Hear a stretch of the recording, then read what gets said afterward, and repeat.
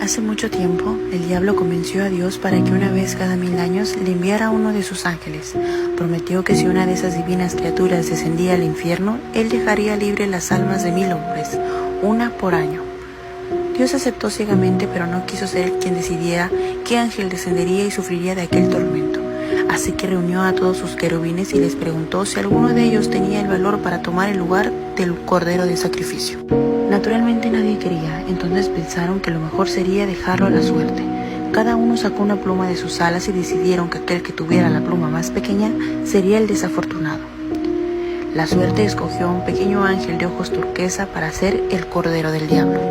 El infierno lo abrazó con su maldita oscuridad. Los guardianes del infierno le cortaron las alas y lo cubrieron en lamentos.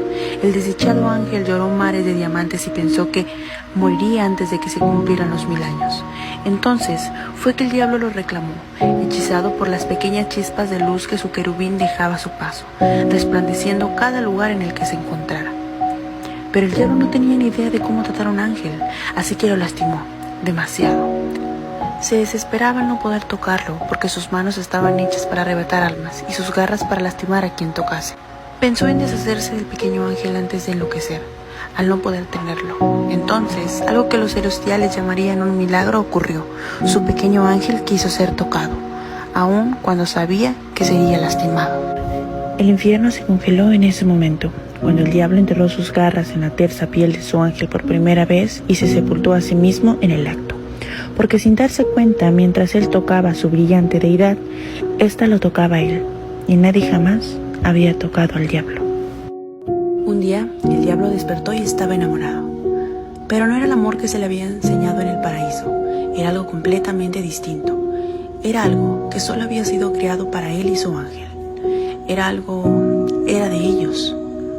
Nadie más podría sentirlo, nadie más podría vivirlo, ni ellos, porque ese día cuando despertó y supo lo que sentía, habían pasado 1000 años, y el ángel debía volverlo.